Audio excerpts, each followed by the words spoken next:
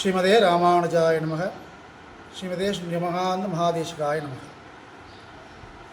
అది రామానుజ సంబంధం ఎంత ఇంపార్టెంటు అంటే పోన వీడియోలో ఉడయవర్ அப்படின்னு రామానుజ వారికి శ్రీరంగం నంబెరుమాడు శ్రీరంగం రంగనాథ స్వామి పేరు పెట్టారు చెప్పాను. అదేవిధంగా రామానుజ సంబంధం ఉన్నవారందరికీ ఎందుకు తప్పకుండా మోక్షం అంటే రామానుజ వారు శ్రీరంగనాథ దగ్గర చరణాగతి చేసిన సమయంలో నాకు మాత్రం కాదు స్వామి, నాతో సంబంధం ఉన్న వారందరికీ తప్పకుండా మోక్షం ఇవ్వాలి. విష్ణులోక మణిమండప మార్గదాయి అని రామానుజ వారికి పేరు. ఇప్పుడు అది ప్రత్యక్షంగా వెంకటేశ్వర స్వామి వారు నిర్ధారణ చేస్తారు. ఎలా అంటే ఒక అమ్మాయి ఆమె రామానుజ వారి ఆశ్రమంకి ఒక నెల రోజుకి పాలు పెరుగు వెన్న అదన్నీ ఇస్తూనే వచ్చింది. నెల తర్వాత లెక్క పెట్టి డబ్బు ఇవ్వాలి కదా. రామానుజ వారికి శిష్యుడు కూరతాళ స్వామి వారు ఆమె దగ్గర అడిగింది, అమ్మ నెల రోజు ఇచ్చారు కదా లెక్క చెప్పండి అమ్మ, నేను డబ్బు ఇస్తున్నాను మీకు అని.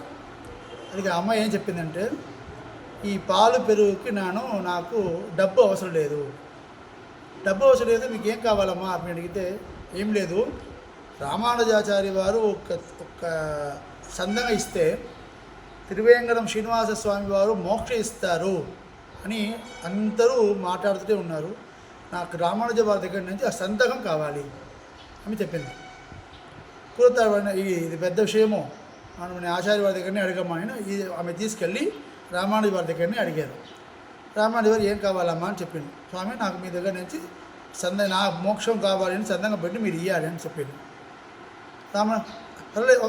అదే కదా ఆయనకి రామానుజ వారికి మిగతా విషయం దా కష్టం, మోక్షం అంటే చాలా ఈజీ, మనకు అన్ని విషయాలు ఈజీ, మోక్షం కష్టం. స్వామి ఏం చెప్పారు, ఒక పామ్ లీఫ్ ఉంది కదా, అప్పుడు ఉన్న చూడి తీశారు, దాంట్లో ఈ అమ్మకే మోక్షం ఇవ్వండి అని చెప్పేసి ఈ రామానుసా అంటే చందంగా పెట్టి ఇచ్చేశారు. ఆమె తీసుకొని తిరుమల ఉంది కదా, తిరువేంకట స్వామి వారి సన్నదికి వెళ్ళారు. వెంకటేశ్వర స్వామి సన్నదికి వెళ్ళి లోపు కూడా పోలేవు.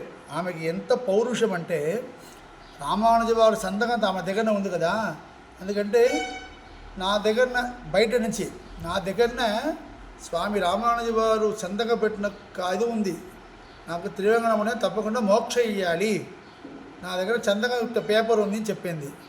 స్వామి అక్కడ లోపల నుంచే త్రివేంకటం ఏం చేశారు, అవునా అంటే అక్కడే తెర తీసేసి ఆమె ఆత్మజ్యోతి తన దగ్గర తీసుకెళ్తున్నారు.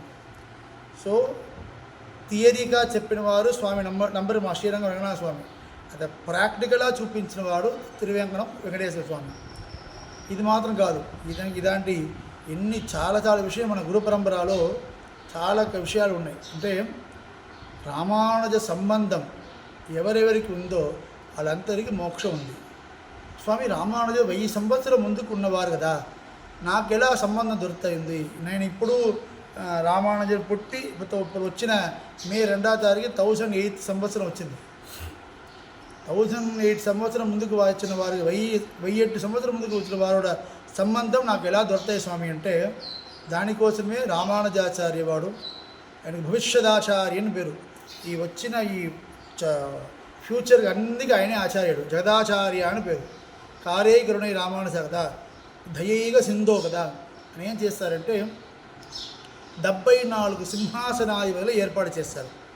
74 సింహాసనాధిపతిகள் వాళ్ళు ఏమైనంటే వాళ్ళకు కైంగిరమే ఏంటంటే అందరికీ ఈ శ్రీమద్ వేదమార్గ ప్రతిష్టాపన వేదమార్గం గురించి చెప్పి సమాసనం పెట్టి అందరూ స్వామివారి దగ్గర తిరుమల శ్రీ విష్ణు ఉన్నారు కదా, తిరుమహల్ కేళ్ళు ఉన్నారు కదా, శ్రీ మహాలక్ష్మి వాడు వల్లభన్ ఉన్నారు కదా, ఆయన దగ్గర పెట్టోడు అంటే ఈ 74 సింహాసనాధిపతిగా స్వామివారు నిర్ధారణ చేస్తారు.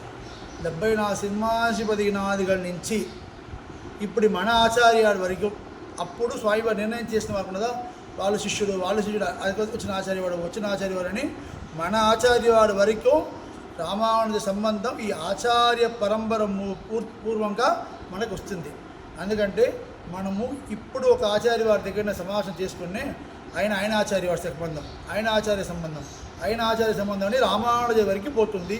ఇది విధంగానే మనకి రామానుజ సంబంధం దొరుకుతుంది. ఎందుకంటే మనందరూ సమాశయనం చేసుకోవాలి, భరణ్యాసం చేసుకోవాలి అని మరి కోరుతున్నాం. శ్రీమతే రామానుజాయ నమః.